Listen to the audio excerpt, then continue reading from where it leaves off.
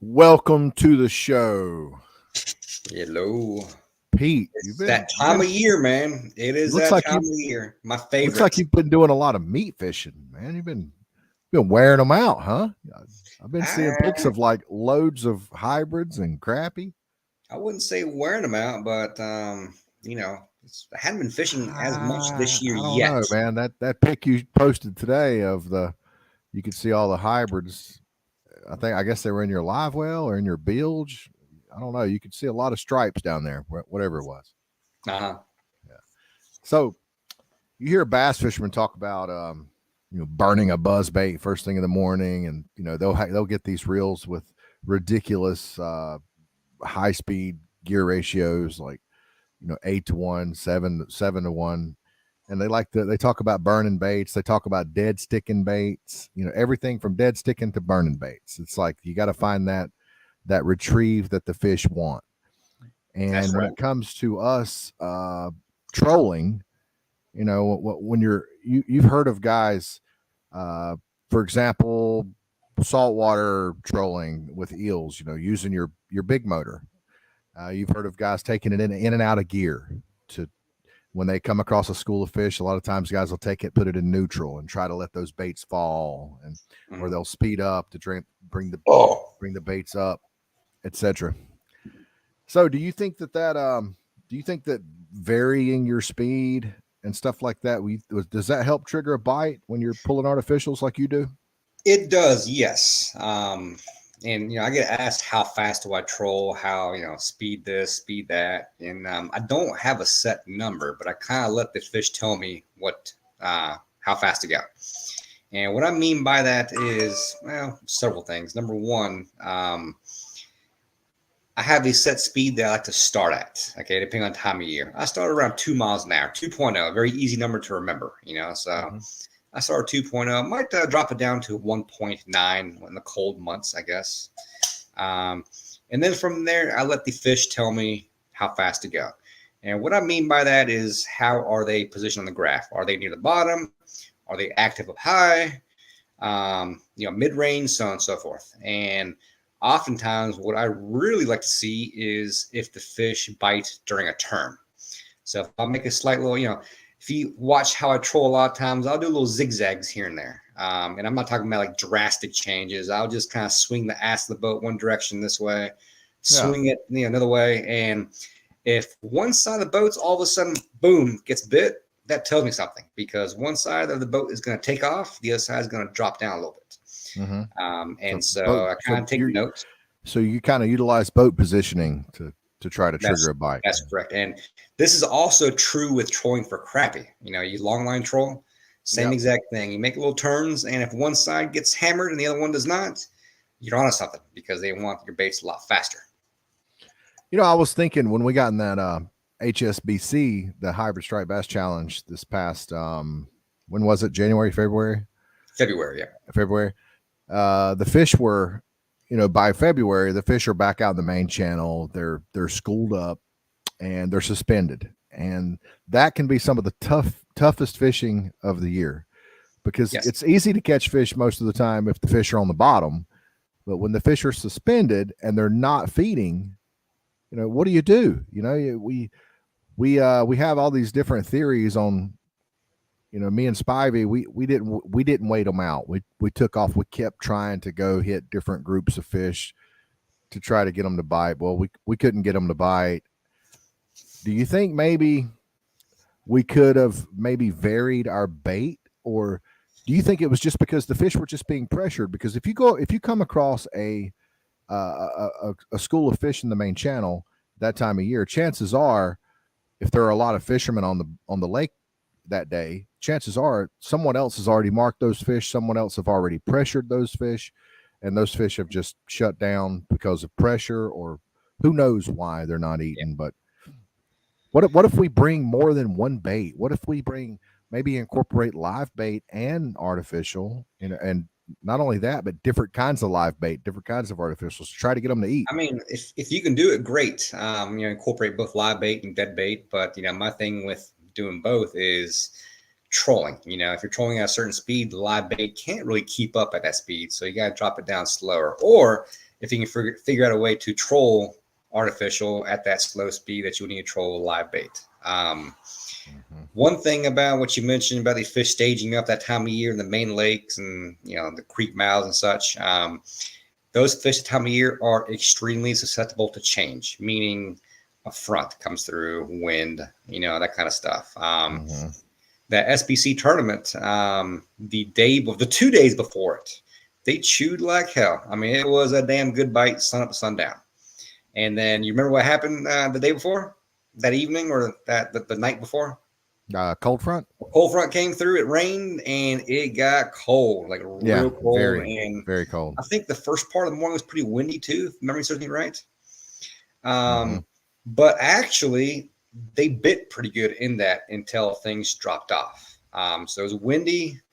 There was a little morning bite, and then once that wind dropped off to where it turned flat calm, still as glass on the lake around, I will say 11 a.m. roughly, they just completely shut down. And so those fish, for some reason, are very susceptible to change. I agree.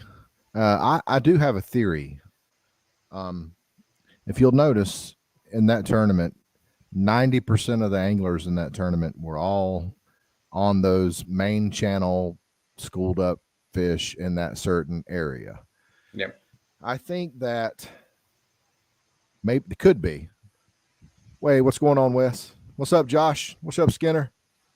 It could be that, because have you ever gotten over fish and, like, for example, schooling fish, like let's say in the summertime, down like on watery and in the early fall, like September, or even in the summer months, June and July, when you go down there and jump fish, those fish are come up school, and you know, you don't want to run through them. You don't want to run them back down. You want to stay out on the outer perimeters and cast to them, you know, because you don't want to scare them off. Yeah. Well, could it be that when these fish are schooled up, even though they're deep, let's say they're suspended in, 50 feet of water, and you're going to find it, you're going to be hard pressed to get it gas trolling an artificial down 50 feet. Correct. But, if you let out enough line and you troll over that group of that school of fish that aren't eating, and you slow down or just shut your boat down and allow that bait to fall down. If you have let's say you have 300 feet of line out, 100 yards of line out, you come over that school of fish that you can't get to eat, and you stop and you allow your bait to fall down to those fish after you've passed over them 100 yards. You think that might be a good tactic? Absolutely. Especially if they are sucked to the bottom. I've actually used that tactic yesterday and it worked pretty good a couple times. But if you mark the fish like right on the bottom, the last 3 feet, just sitting right there on the bottom, that does tend to work pretty good. You go up there and you mark them, you go past them a little bit, and then you just knock her out of gear, let her drop down. And then a lot of times you get the bite actually when you put her in gear and those baits take off. That's if you could get a free line bait to get down there to them, a free line live bait, because you know how it is. If you put like for example, when you're spoon fishing, if you were to drop a spoon, you would want to when you pull up on that spoon, you want to let go and let slack get in your line and let that spoon flutter down like that. You don't want it to you don't want to keep the line taut and have that spoon just going straight up and down. So with a bait, or really any kind of bait, artificial, live bait, doesn't matter. You want that bait to be natural as it's going down there above that school of fish. So if you could get a free line live bait to get down there above that school of fish without any weight on it, which would be pretty hard to do, I would imagine, then maybe that could trigger a bite. I don't know. Yeah. Correct. Yeah. Now the way I troll, you see, I got the whole 9 yards out there. I got rods at the back and a downrigger. And what I like to do is just, as I tell everyone else, I knock them in the head. Try and knock them in the head the right way. Meaning I'll set the downrigger at the depth what they're at roughly. And a lot of times, if I get right in front of their face, something might bite usually. And again, yesterday was proof of that. Marked a pile of fish. I think I put the shot on my Facebook yesterday where you can actually see the school. And if you look on the left side of the photo, you see the track where I just kept on zigging and zagging right in that exact spot there. And they just stayed there the whole entire time. And that one school right there, I might have picked off like 10 fish off it. I'm going to log into Facebook, see if I can't pull that image up. Yeah. While I'm doing that, so do you try to chase? Do you try to chase them, or do you try to like stay on the same school if they're not biting? I do try. So I have been new to the whole side scan thing, and last year is my first year really using side scan, and I can't really say that I have tried to chase them because they just move so damn fast that you can't keep up really.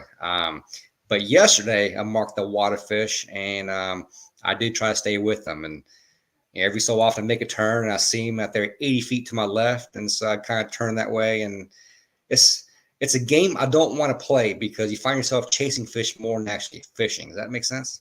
Yes. So do you I know most people I think would use their chirp or their 2D sonar while they're, going down the lake and marking fish. And when they slow down, like in the fall right now, what's the water temp out there on Lake Norman? 60? Upper 60, 50s? I'm sure it's changed the last time I've been there, but I want to say 65 maybe right now. 65. Yeah. So those fish are probably mouths of creeks, halfway up creeks. Bingo. Yeah. So when you're going and you're trying to mark those fish, when you get up more shallow, like when you start trying to get up on like the secondary points and stuff up into the creeks, that's when you go to your side scan. Or are you actually using your side scan out there in deeper water?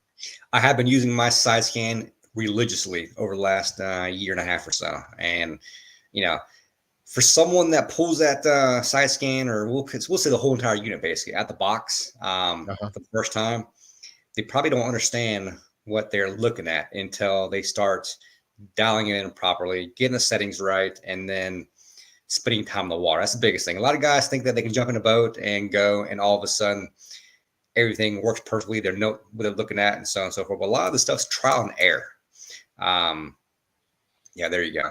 A lot of stuff's trial and error, and you learn as you go to side scanning. I've learned what striper look like, what crappie look like, what bait look like, and so on and so forth. But side scan. So what are we looking at here on the graph?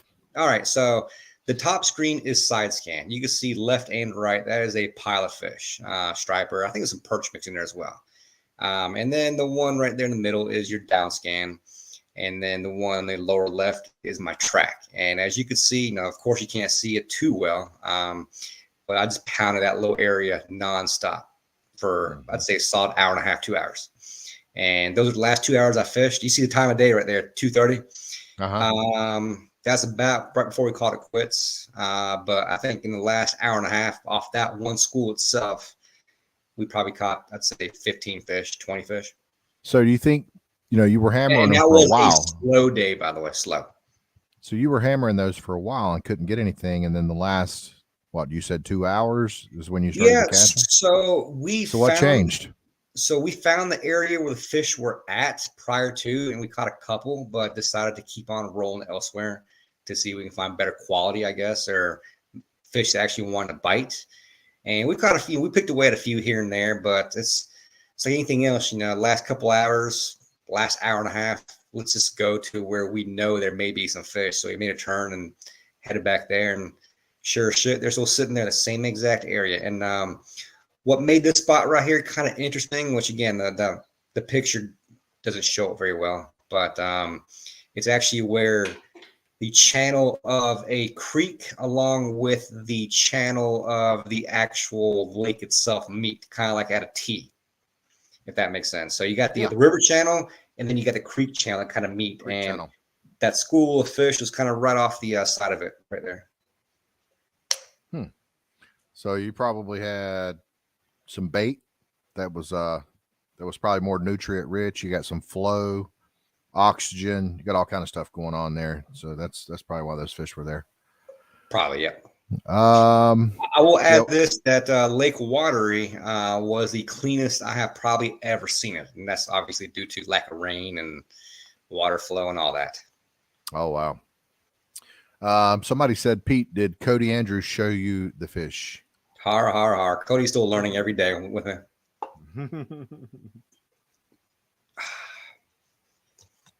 So use your graph, basically. Use the Is what I'm technology getting out of this. before you. Absolutely.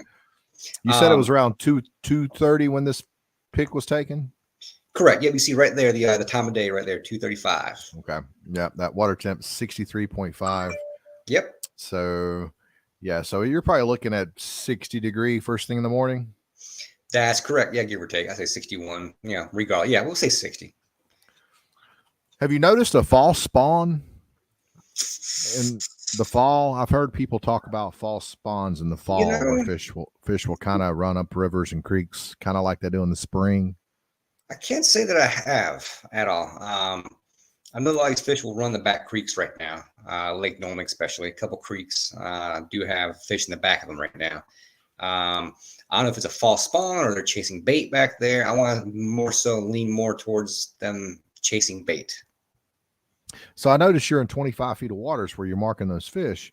Correct. Yep. Is that about as shallow as you got, or did you fish more shallow than that? That is actually pretty shallow, about as shallow as we got right there. So that's 25 feet, and probably within 40 yards of that spot right there, it dropped off to 40 feet. So we were legitimately right on the edge of the actual creek channel itself.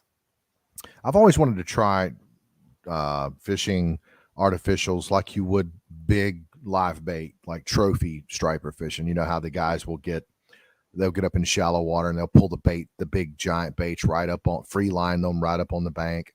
I've always wanted to try that with artificials, like like a big swim bait, or maybe a floating bait, or maybe a sluggo, like a big soft. I don't know, but I've always wanted to try it. I think that's what David Mercer was trying to do there for a little while. Yeah. I think he quickly gave that up.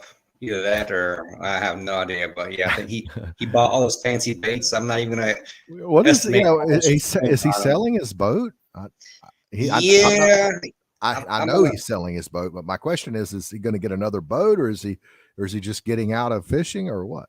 I had a little talk with him, and I'll just let him tell the story, I guess. I don't want to speak for the man himself, but yeah, he's selling his boat, but he's not actively pursuing himself. That makes sense, maybe. So he told me he's kind of feeling it out, but I'm sure other underlying reasons why. But I'll let him, give him detail. Don't want to tell the man's story, Right.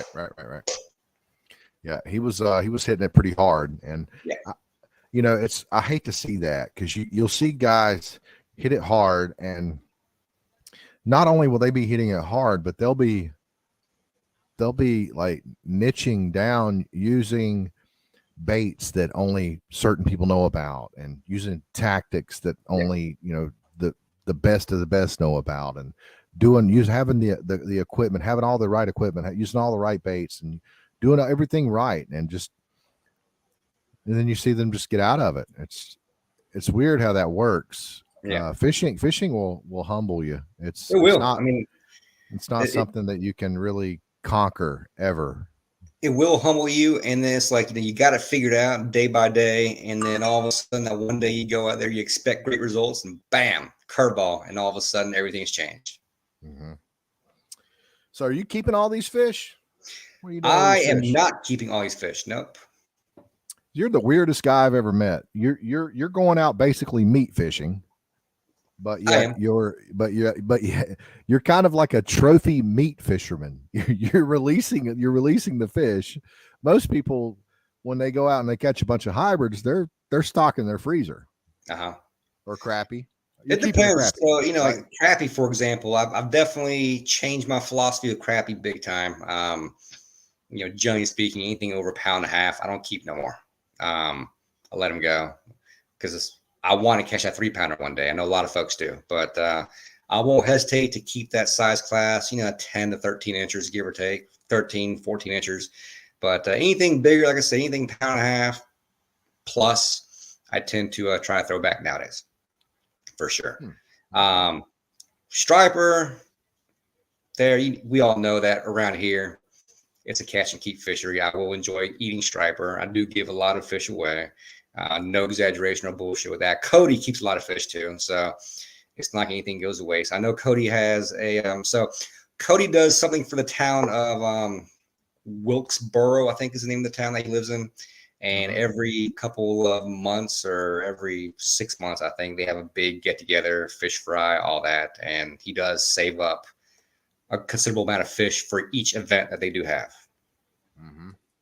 That's awesome. And then, of course, my neighbors around here, you know, I live out in the country and all my neighbors are retired. They're awesome folks. And we legitimately have like an old time wagon trail type system over here. You know, I provide the fish. One neighbor's got apples and peaches, and the next neighbor's got eggs and all that good stuff. And one other neighbor here is blueberries and other various produce and shit. So, you know, a lot of times we'll trade off, you know, fish for this and that, and, you know, so on and so forth. So it works out pretty good. You know how easy they are to catch in the spring? You know, that's easy button. Yes. A lot of that is because of the spawn. They're moving That's up correct. into those, the spawn, in those and areas. they're actively feeding. Correct. The spawn, yeah. Well, in the fall, what are they doing in the fall? Are they at the areas they're at because of bait? Is that why they're there? Yeah, they're more so bait inclined, and I want to say sometimes they will fire off with current as well. Rain, water flow from a dam. Baiting has been on fire here the last little bit. And the one thing that I want to contribute to them biting really good is all of a sudden they are allowing a lot of water in a baiting. They're filling it up. And ever since they started filling it up, boom, hot bite. And it's been going on pretty steady for the last 2 weeks, roughly, give or take. Wow. So, yeah. So I think water flow is a lot to do. We worked hard for every bite. I see some little catfish there. Those catfish hit artificials? Yep. There's 3 catfish in there. They're all blues. Were those did they hit artificials? They did. And like I said, that one right there, the size of a Volkswagen you see there in the bottom right corner, hooked him in the tail. Oh, really? Wow. Yeah. Yeah, he definitely slapped at the A-ring. He probably had a hook in his mouth and a hook in his tail, and the hook came out of his mouth and, you know, got snagged. Yeah, guys, Wes is in Tennessee. He shockingly went to Tennessee to go striper fishing with what's that guy's name? Todd Asher, the legend. He's up there with the legend. He's at a basketball game right now. That's why I wasn't able to make it. But he is in the chat. What's going on, Wes? Is water low at Watery too? It is low, but they are keeping it at a stable rate right now. They closed off most of the major boat ramps as I was driving in. The steady one that everyone uses, Molly Creek, it's open, plenty of water, safe enough to dunk in. One thing I don't like about Molly Creek access is the dock there. I kind of feel like they could have done a better job with having a larger dock to tie your boat off, possibly. But other than that, I mean, it's not bad at all. I was just texting him. There's Ryan Spivey. I was just texting you back. Hey, put a dang shirt on, boy. I'm working on it. We just got out of the shower. He said him and Finn shot a deer this morning. This evening. Oh, this evening. Oh, wow. Nice. Crossbow? No, it's muzzleloader. Muzzleloader. Okay. Yeah. In my defense, Pete, I can only see my head in my screen. So yeah. Let me get this off the screen here.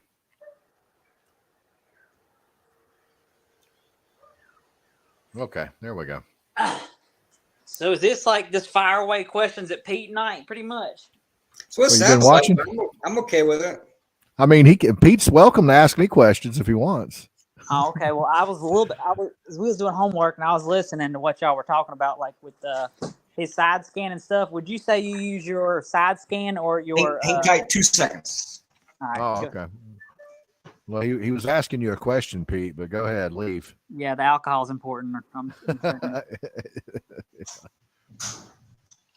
You can ask me.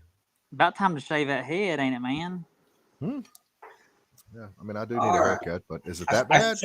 I feel like I need another beer for all the questions that Spidey's about to ask me. So here we go. Definitely ask a lot of questions. I'm okay with it. Go ahead. All right, so you recently got what do you call the thing that looks out front? The Live scope. Would you say you use side scan or live scope more? So I did not use striper live fishing. scope. I did not use live scope at all yesterday. Okay. I will use side scan a lot more overall for sure. And the reason why is because even though live scope is very effective with finding fish and all that, it's not very effective with covering water fast, if that makes sense. So I can go about 5 miles an hour and hit side scan, and I mean I see everything left and right, and I can ride a creek from one end to the other, from back to front, and just hold right down the center and just start marking left and right the whole entire way. And if I see something I like, I might come and fish it, If I don't see anything, I'm not wasting my time. I'm going elsewhere. I spent the first hour yesterday on Watery just marking. I can't say mapping, but just trying to mark where I want to fish at. I do fish Watery a lot, but that was my first time for the year out there. And so I didn't have any good reliable reports. And to be honest with you, I don't really rely on other people's reports. I kind of go out there and do my own thing usually. Amen. That's what I like. That's what I'm talking about. And that's what I do. So my friends hate that. Yeah, I went to one part of the lake and, just rode around for about 20 minutes, found, something I liked. We fished a little bit, caught a couple fish. It wasn't on fire. I knew we could do better. So we picked them up and rolled elsewhere, caught a couple more. Rode up lake, Dead Sea, mapped up there for a little bit, saw absolutely nothing, rode back down, and finally found something later on around, I'd say 10:30 in the morning. Yeah, took you a couple of hours. Yeah, exactly. I'd rather go out there in a couple of hours and try to find fish, put together a game plan than I would call somebody. And, hey, man, tell me where the fish are. Yeah, exactly. That. There's only a select handful of people I can trust to where, if I ask them, hey, what's up? Where should I go? Where should I not go? Kind of thing. And we chat quite religiously, but, everyone will say, I hate asking someone exactly where, that's just not fisherman like. I like to do my own thing overall, but if they can help me eliminate water, yeah, so be it. Mm-hmm. Someone that has been fishing for a while, they can kind of sort of feel out what's bullshit and what's not every time they talk to someone. Is it? I just feel like, is it not easier doing that exact thing on Watery than it is Norman? Norman is so much water, man. It's just enormous. Talking to Lee the other day, this hybrid fishery for us is, still fairly new. What do you say, about 5, 6, 7 years now, roughly? Yeah. And we have formulated the conclusion that they are very predictable. So you can go out there now and, knowing what you've kind of gathered the last many years, you can probably, let's say, above 150, okay? In the wintertime, if they're not in 5 different locations or 6, then they're just either not there or they're not biting. And then same thing below 150. We'll say below 150, but above Governor's Island, okay? If they're not in 4 or 5 different areas there, they're not biting, or they just shut down, or they're not there altogether. So yeah, they're very predictable. You can go somewhere and kind of pick a plan apart, I guess. Yeah, I know. JR is not new to trolling for like stripers and hybrids, but I am. But me and him actually got on the hybrids accidentally crappie fishing at night. Yeah. That's kind of what really got us onto them, wouldn't you say? Yeah. Yeah, that's fun. Hit those hybrids in the spring around the dock lights at night. Is that what you're talking about? Yeah. Yeah. That's fun. That's when I noticed that hybrids are kind of like flounder. You know how the fish will be on their sides in your live well and you'll think they're dead, but they're really perfectly fine. They can sit in there for hours and hours like that, and you let them go and they're perfectly fine. Well, if you'll look at dock lights, you can learn so much about a hybrid just fishing dock lights, because you could see what they're doing in the water, in their own environment. You can literally see how they act and behave, and they'll swim through the water under these dock lights sideways like a flounder. It's the weirdest thing. Yeah. Did you lose any rigs at Watery this week? I lost 1. That's it. Would you I do consider pretty that a good, man. I really success? don't. I actually do not lose a lot of tackle. I really don't. Now, I will Yeah. say that the one I did lose, I'm not even mad about it because prior to losing it, a dang catfish tore it to hell. So, yeah. Yeah. I've pulled artificials on Clark's Hill, and it's a little different. I think that you have to. I don't know. I feel like the fish are a little more. They're a little easier to spook on Clark Hill. I think you got to let out more line. I think you got to incorporate some lead core. You got to let out a lot of colors all of the lead lakes core. that fit my style of fishing, Lake Norman is one of them, I guess. I'm gonna say Lake Norman is tougher than most because of how deep it is, overall with lack of structure and everything. But of the lakes that fit my style of fishing, Clark's Hill, Watery, and what's the one that West lives nearby? West lives nearby. Hartwell. Hartwell. Those three lakes absolutely fit my style 100% because it's all about covering water. And at some point, as you keep on going, you will run to the fish. I think when the hybrids are up at the steam plant, when they're concentrated, you can throw it and fish on the bottom. I think the mussels are fine. Or if you can find them suspended feeding, I think you can kill them with the mussels. But as far as the mussels being a versatile bait that you could use year round, I don't think that's probably the best bait. It's not. What do you guys think? I have played around with mussels a little bit, and I mean it's okay, I guess, but it's not a barn burner by no means. I have more fun trolling than actually dropping down with mussels. I will say this one little interesting tidbit of info. The 1 year, I want to say, remember how cold it got during 2019, I think, in the wintertime? It's 2019, 2020. It was, I'd say, from the whole month of December, January, it was bone cold. And the water got real cold. And there was a period of time where I found a school of hybrids, some big ones actually, sucked on the bottom in about 35, 45 foot of water.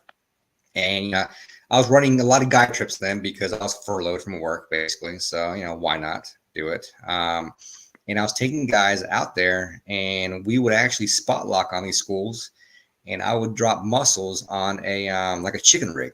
I'd have the weight in the bottom and the mussel on top, about 3 feet roughly. And we did pretty damn good. But the thing that'll shock you was the bite.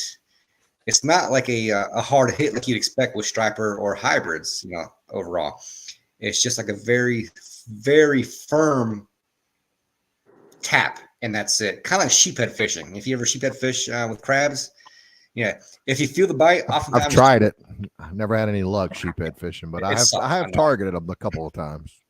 I hated it, but if you felt the bite, it was too late already because that mussel is gone. So a lot of times you got to kind of give a little up and down action, and if they got heavy, set that hook right away. So they weren't striking it very hard; they were just going up there and just sucking on it. Yeah, like a crappie. Exactly. What's like the bait they use for the sheep's head? Is it fiddler crabs? Fiddler crabs. Yeah. Fiddler crabs. You name it, everything.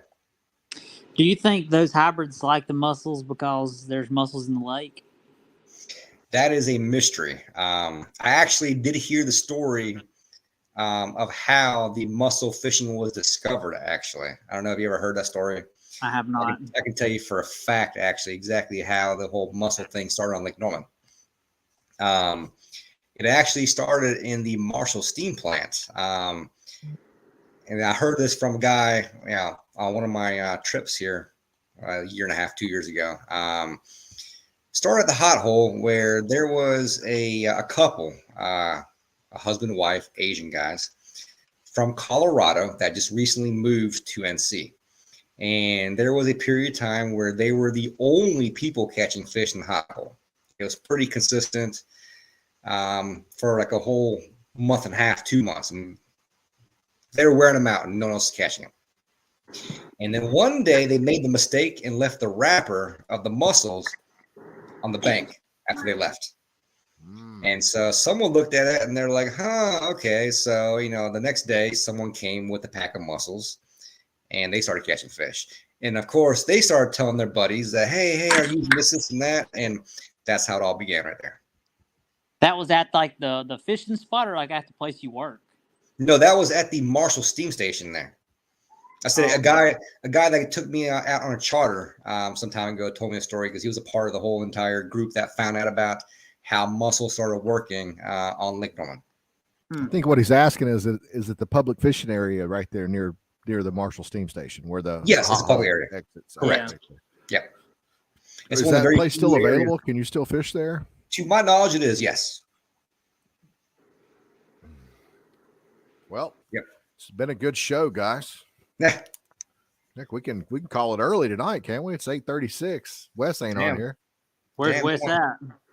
Wes is at a ball game with Todd Asher. He went to Tennessee to go striper fishing, believe it or not. Ah, Yeah, I haven't heard a thing about it until yeah. he told me tonight. How far away are you from Watery, Pete? For me, door to door from my house to the ramp itself is about an hour 45. Oh wow. Yeah. I don't understand that because I'm only an hour and 45. I'm only maybe like an hour, maybe. Mm-hmm. I legit live like right off the highway. So, I mean, I leave my house and I'm on 85 in like 5 minutes. Yeah. What did you upgrade your boat from? Did you have a Garmin on it before? This boat right here has had a Garmin from the get-go, but I just went bigger. So it actually came with a 93, and then the moment I got it, I put a 106 on there, and then I got the 126 in the front. Yeah. So you can actually run 5 mile an hour with your side scan and accurately figure stuff out. I can probably go a little faster than that, honestly. I can probably go about, I'd say 6 to 8 roughly, and very accurately see left and right. Now, let me add this. When I say accurately, like striper, as far as crappie, I got to slow down a little bit because smaller fish. Yeah, I'm looking for a more distinct dot, I guess, than I am an actual arch. Kevin, I don't think so. I know that they stock stripers below Wiley in that river section between Watery and Wiley. They stock stripers there. But as far as stocking them in Lake Wiley Reservoir, I don't think that'll ever happen because for some reason, like South Carolina and Georgia has reciprocal license on lakes, and North Carolina and Virginia has reciprocal license on lakes. But North and South Carolina, you got to have a North Carolina fishing license and a South Carolina fishing license when you fish Wiley. And they're just they just butt heads. They can't agree on anything, and I don't see them ever working together to stock Lake Wiley with anything. Yep. So why don't you go to Watery very often, Spivey, or even JR? I don't go to Watery because I have bigger fish much closer to me. Shit, you crazy as hell. Yeah, I am. Lake Wiley has bigger catfish than Watery. Gotcha. I honestly have never striper fished Watery. I've always went and catfished it. Me and Tennille, we usually go sleep on the boat about once or twice a year there and camp out. But I'm going this winter. I'm gonna hit it.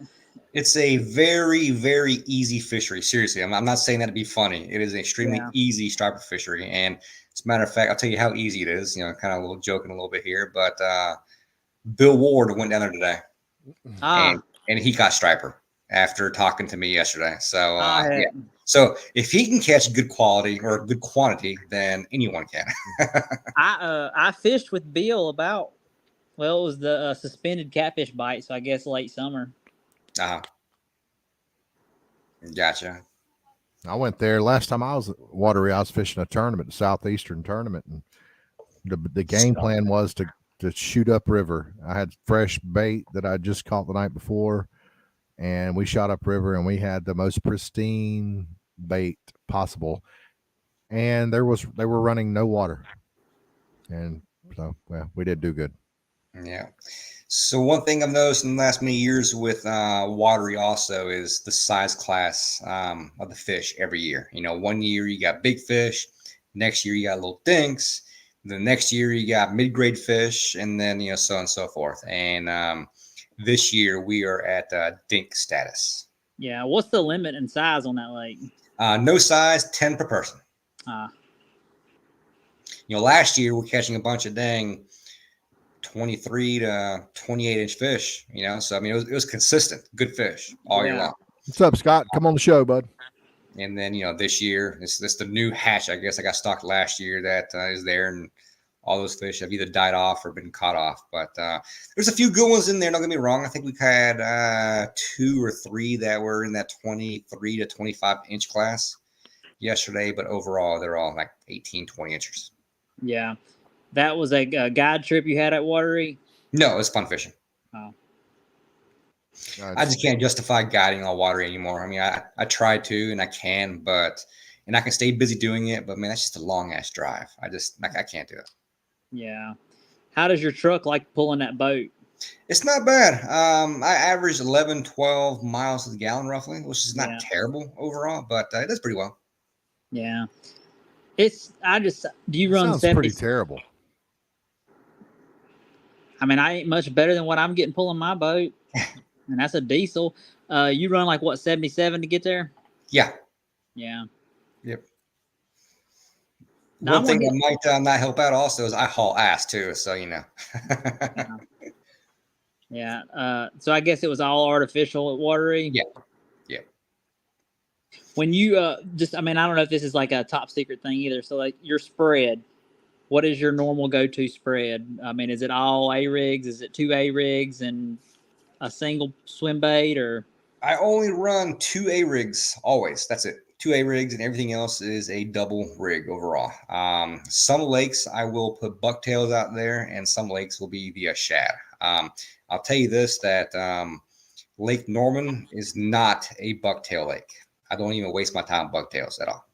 Yeah. Well, you say that. Russell. But you're gonna bring up Russell. Russell. Yeah, he kicked our ass in the challenge. But did Russell tell you that he trailed his bucktails with ice flies? Probably not. He did. Oh, he did. Okay, well, that's your difference right there. Read between the lines, man. Read between the lines. So you think the ice fly was the ticket? Yeah. So let's backtrack a little bit. The ice fly was a ticket. Now, JR, at the very beginning of the show, and I think we changed subject prior to hitting on it, you mentioned that you and Spivey were trolling a school of fish during that, whatever, and not getting a bite. And one thing that I was going to recommend is downsizing your bait. That makes all the difference in the world that time of year. No doubt about it. And so hence, small bait, ice fly, absolutely. Big difference. So I don't know if you danced around my question on purpose or what. I did not know. So spread. Yeah, your spread. It's same thing. 2 A-rigs, and I have all double rigs from there on out, all the way in the back of the boat. And a double rig is just 2 swim baits, or two swim baits, correct? That's where you take either 2 swim baits or 2 bucktails. You tie you a leader about 3 foot and on a swivel, and you slide that swivel on your main line, and then you tie a swim bait to the end of your main line. Spivey, I'll tell you this up front. I don't hold secrets no more. I've already proven my point, Lake Norman. Same thing they do on Lake Murray. When they throw the bucktail ice fly combo on Lake Murray, he does the same thing when he's trolling. I'm assuming isn't that how you rig them up, Pete? It's just on a 3-way swivel. You do a 3-way swivel. Yep. Okay. So what, just 2 different leader sizes? Yep. 4 it and 8 don't get tangled up real bad or nothing? No. Not if you do 4 and 8 foot, it won't get tangled at all. Don't even do 4 and 8 foot. Don't listen to JR. He don't know what he's talking about. Do one longer than the other. The top one needs to be longer than the bottom one. Don't make your long one that long. And I tell you why, because you're going to have a hard time netting a fucking fish. I promise you that. So the short one, about 1.5 foot, and then the long one, you can be the judge from there, 3, 4, 5 foot, whatever. So you typically run 4? 4 what? 4 rods at a time? Shit. Have you seen me fish? I mean, I ain't never. No. I will. So if I am by myself, I will troll 1, 2, 3, 4, 5. Let's see. 8. If I'm by myself, I'll troll 8. If I got someone with me that knows what they're doing, I will troll 10. Sometimes. Now, if I'm in a tournament, I will troll 12. And still only doing 2 A-rigs? Yep. Only 2 A-rigs, correct. Where is the location of the 2 A-rigs? Downrigger. Both of them? Yep. Yep. How do you control depth with the double, like the tandem rig, without having it on a downrigger? That is where time on the water plays a role in everything, because I have my boat set up exactly. Each rod has its own position on the boat, meaning I have one. I'll have, just throw an example out here. I have 6 rods I use for trolling double rigs. Yeah. One rod, or a pair of rods, are 5 foot. The other pair of rods are 7.5. The other pair of rods are meant for the planters, and so I cannot just use that rod and put it on that side of the boat. It's all got its special position, because it keeps the bait away from the deep. I have one running deep, I have one running mid-range, I have one running shallow, and I can't mix and match that at all, because it's all uniform. It all runs perfect. I make a turn, it all runs kind of like great. spider rigging for crappie, sort of, right? Kind of, sort of, but more speed involved. Yeah, but how do you control your depth on the tandem? I mean, do you add a barrel swivel to a? It's all lead core. It's all lead core. Oh, lead core. Yep. That makes sense. Yep. Yeah. All right, here's the voice of reason. Oh, here we go. Herring did not outfish that at the Norman tournament. I know that. And who is this? Daryl Barney? I think so. User is Daryl with the Rotus comment, Pete. Okay. Hey, Daryl. Damn, Daryl talking about hour 45 minutes. His ass goes to fucking Tennessee and skunks all the time. Yeah, Barn, let's go. I'm ready. I'm ready. Let's do it. Tell me when. Road hiss. Let's do it. Let's do it. You never done the wintertime road hiss thing? I have. Why don't you get Tiny Daryl fish. Barney on here? Get Barney on here. It might be a quality entertainment. Oh, tiny fish. Get Barney on here. It's 8:47, dude. Show ends Who in cares? 13 minutes. Okay. I'm just Oh, sending who invite. cares? This is a pick on Pete day on Lake Norman. So I'm okay with that.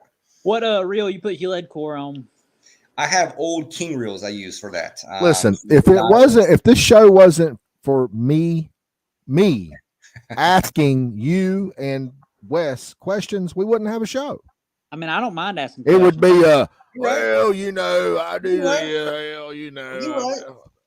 Now, I'll add this also, man. Color makes a difference sometimes. Some days they want all chartreuse, some day they want all white. There you go. That's good information. One thing that I have not mentioned in all this is, if you put a line right down the middle of my boat, this side I always run all chartreuse. This side I always run all pearl. If one side of the boat's getting hammered and one side's not, I have my answer of what they prefer. Well, my partner during the tournament wanted to run dark colors, and we couldn't come to a happy medium on that. Can you tell all of us who your partner was?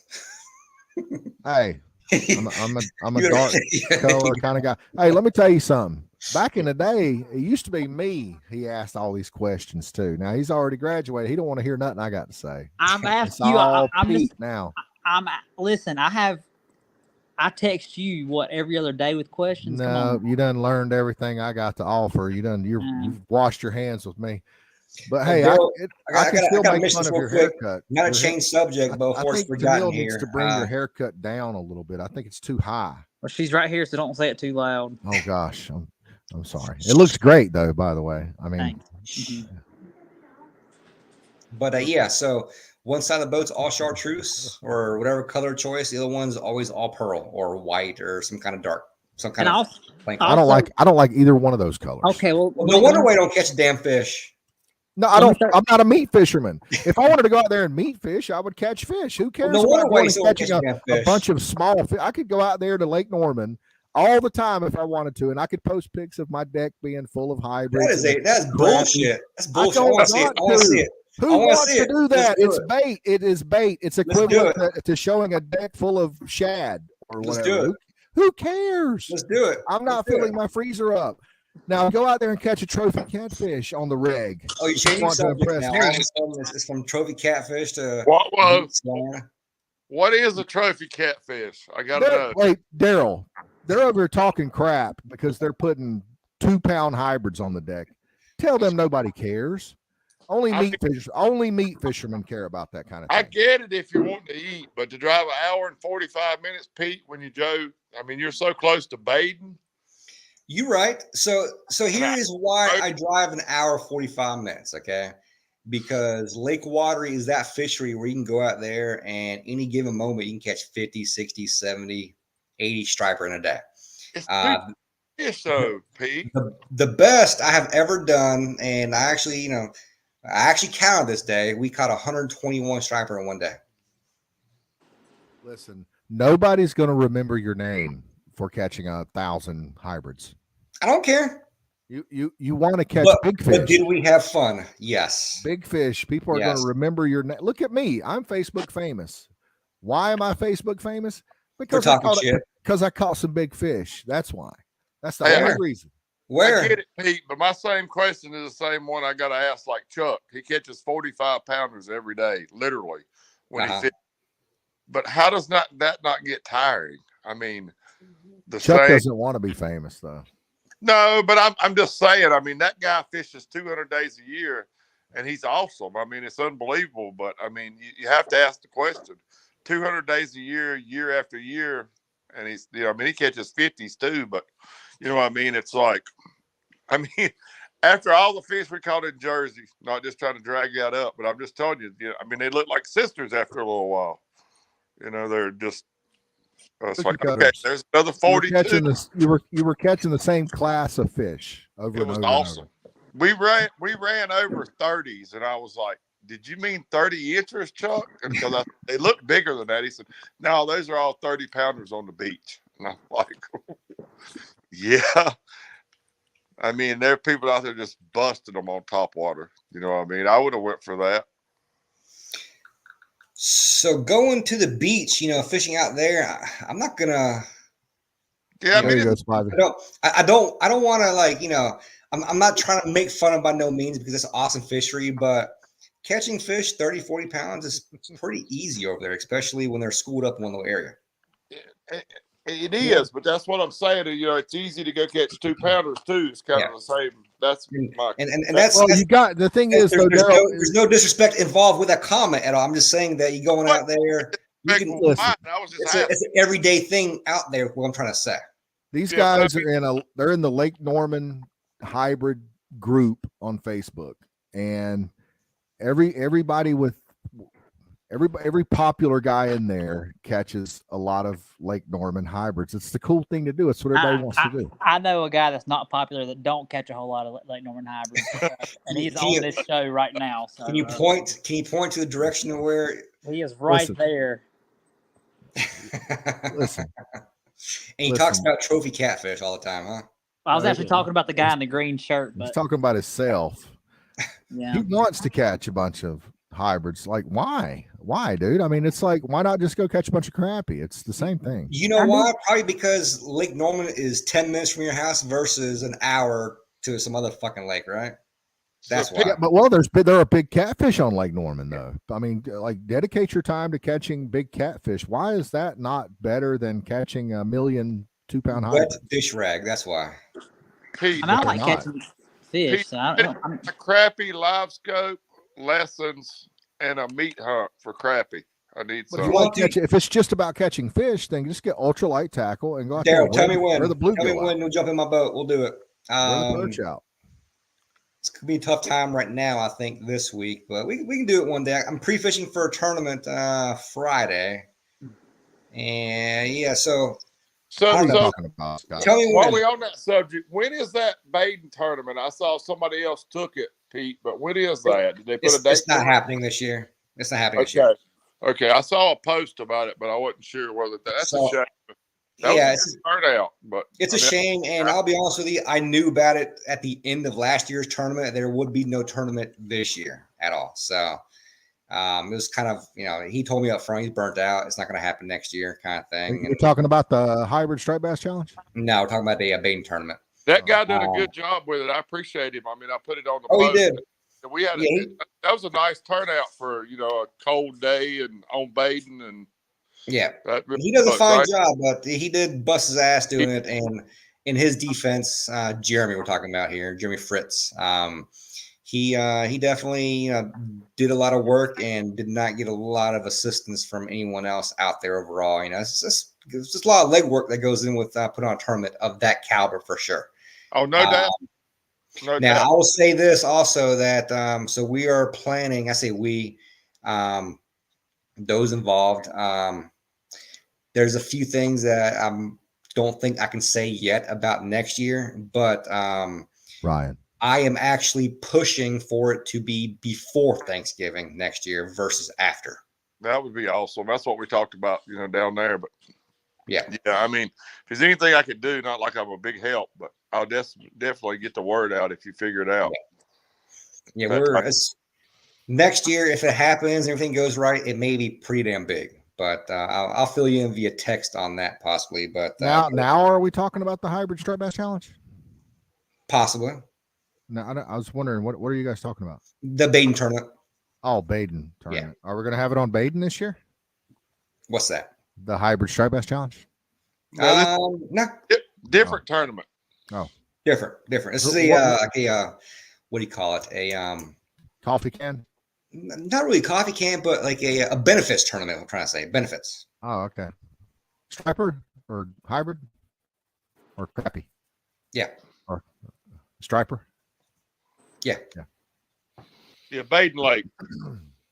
I guess. So Baden's known more for their stock striper in there, correct? Correct. Okay. Yeah. And Daryl, I'm gonna tell you right now, if it was held this year, I feel like it would have been a dang amazing, we can't tell what happens rain-wise coming up, but man, the bite's on fire right now in Baden.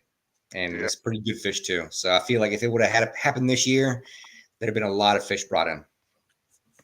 Yeah, I'm wanting to get down there. The guy just finished my lower unit, but I still got my jet boat, but I was wanting to. So what do you guys think in a 50 mile radius of where you live? What's the best, the biggest striper lake? Like what lake would hold the biggest striper?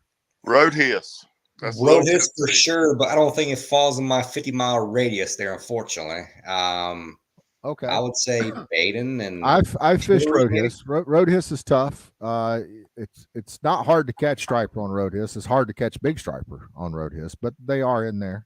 And I know they're in there because in the spring, late spring, early summer, they run up to that weird dam and guys go up there in their jet boats and whatnot. So JR, are you in that area?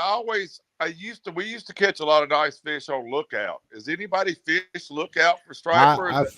Lookout is it's a little secret around here. There are some guys that know about Lookout, and they Russell fish it pretty good. I was about to say the only person I know that fishes Lookout consistently is Russell, and I honestly don't think that he's fished it for quite some time. Honestly, there used to be some good fishing on it. I'm telling you, there was. I think Russell fishes Lookout more often than you think he does. He does. Do they still stock it? Yeah. Yep. It's a little secret. I mean, it's kind of like, I don't know how big watery is too, but it's like you talk about watery. I mean, it's an easy fish. I mean, there's only so much of it, right? You don't get a lot of pressure there because of it being such a small lake. It's kind of got that Moss Lake feeling, or Mountain Island Lake. It's people think they own it, and so you know how you have homeowners like on Lake Norman. You don't have to worry about homeowners on Lake Norman or even Lake Wiley, but you start going to these these smaller local reservoirs, then the homeowners they act like they own the lake. If they're at night and you're shining lights, you're being loud, they're very likely to try to call it in. And I think you kind of got that. Same question about Hickory. I mean, I've only fished it a couple times, but I mean, ain't it decent fishing there? Well, yeah, Hickory. I've never done good on Hickory. A matter of fact, I've never caught a striper on Hickory. I've been striper fishing on Hickory probably 8 or 10 times, and I've gotten skunked on striper every time. I'm pretty sure. Maybe I've caught a couple small ones. I can't remember, but I haven't had good luck on Hickory. You hear about the people going up to the Road Hiss Dam in the spring on Hickory, up at the upper on up past 321 bridge on Lake Hickory, and doing well. But I've never done good on Hickory. They just don't stock none of our North Carolina lakes get enough stockings. You know, they're just So we fish the spring on Roadhouse and go up, put it in there at Little John. You know where I'm talking about? Johns River, yeah. And go back up and fish back in the Catawba, back up to that weir dam. Yeah. That can be fire at times. That can be, and you're likely to catch trout and other species up there too while you're. And they're just pretty cool because that water is shallow, it's clear.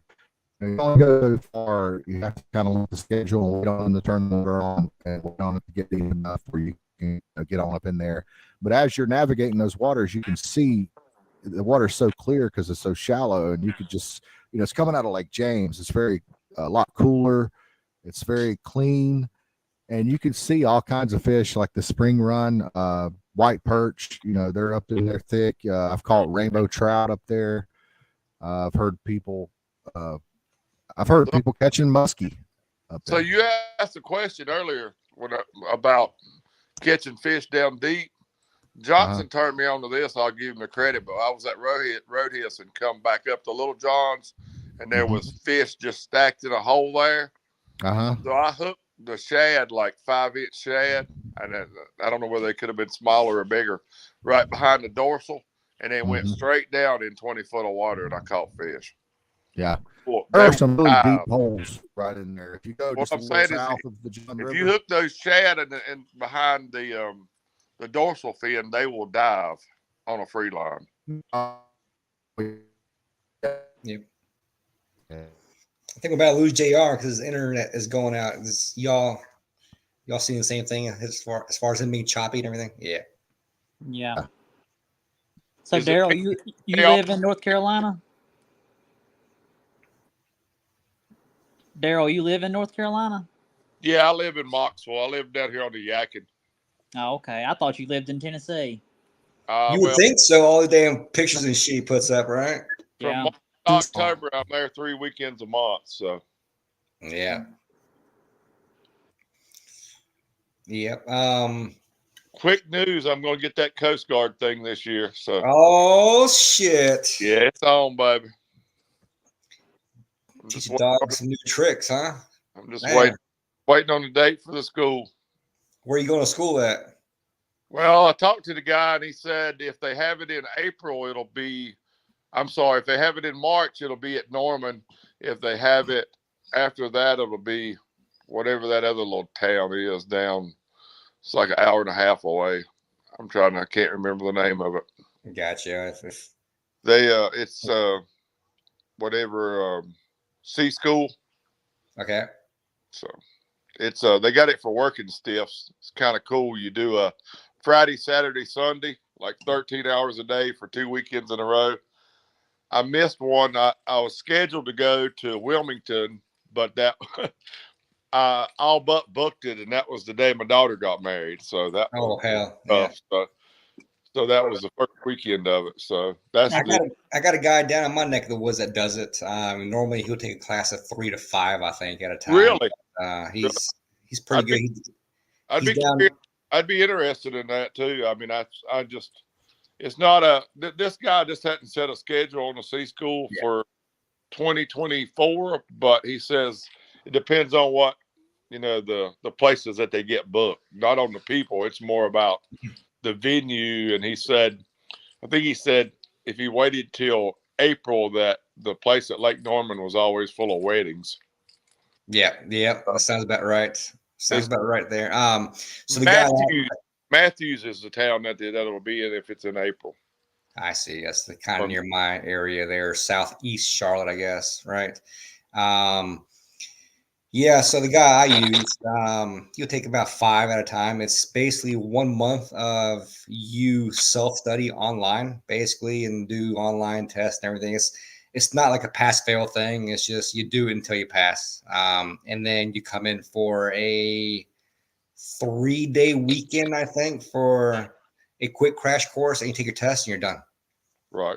That'd be cool. I thought about it. But the only bad thing about it is as far as the paperwork and everything, you're pretty much on your own with all that. There's a lot. People think you get your captain's license and you're done. that's it, But man, there's a lot of dang paperwork involved with that. You got to actually go get a special physical for that, and then drug tested and all that shit. So yeah, This is something they're going to require for guides, I reckon. I think I'm actually pushing for it here in NC. Yeah, I think so. I mean, they require it in Tennessee. They require it in South Carolina. They do in Virginia. So yeah.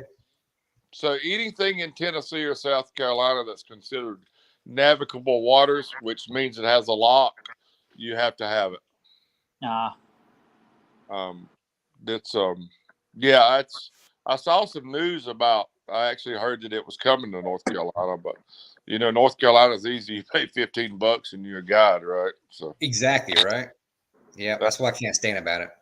Yeah, it's kind of crazy. It's stupid, really. But yeah. I mean, to be honest, there's part of the class I'm looking forward to. You know what I mean? It's I don't mind learning stuff. You know what I mean? It's not like I know it all, but for sure. So it's just putting the time in, and I've already been working on my logs. I got a heads up on all of that. Trying to keep up with some stuff. Gotcha. Mine is not so much to use it right now, but to some tax advantages to be able to use it, and also the fact that why not go ahead and get it? I'm not getting any younger, and it might be a good retirement plan for a couple days a week. You know what I mean? It's kind of. I'm not fixing to start full-time guidance. What I'm trying to say. That's my reason for doing it, and like you say, basically, you got to start early to kind of build that clientele. And I'm sure you got plenty of it regardless now. Daryl, you're not retirement age. What's that noise? It's you. It's your internet. You're Gen X, Daryl. Yeah. I ain't getting any younger, so. Yeah. You're like mine and Pete's age. Shit. Actually, Pete's a millennial. Shit. No, I don't fit in that category. The 1983.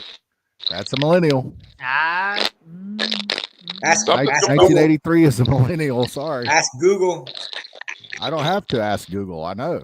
Ask Google. Hey, JR, your sound is terrible. Something's going on with it, bro. JR, you got something wrong with your mic all of a sudden. Oh, okay. Is that better? Yeah. Okay. It's because I had YouTube. Well, I still hear it. Still doing it, bro. Still doing it. I closed out all my tabs. I really don't know what else to do. Well, fellas, I'm going to bed. Okay. Thanks for coming on, Spivey. We'll see you next time, buddy. Yep. Pete, Daryl, nice meeting you, man. Yep. Take care, man. Hey, Pete, I'll be in touch. You just let me know what's open. I'm pretty fairly wide open, but I got sounds good.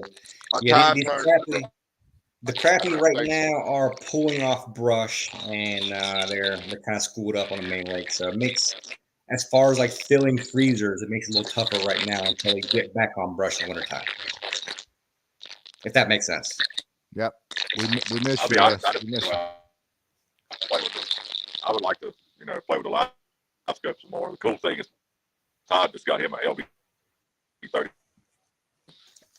That's really good with a graph. Hey, Daryl, go out and come back on. I think it's you. There we go. Guess it was him. Do we miss Wes yet? No, we don't. Not at all.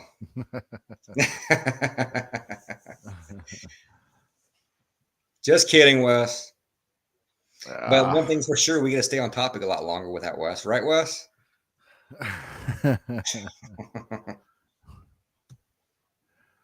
Well, it's been a good show, Pete. It's 9:09. We've been on an hour and 10 minutes. We can call it here for sure. Yeah. All Indeed. Right. All right. Well, thank you guys for Yeah. Thank you for listening to the Real Fisherman Show, and make sure you like and follow on Facebook, and be sure to share it with a buddy. And we'll see you on the next episode. Until next time. See you.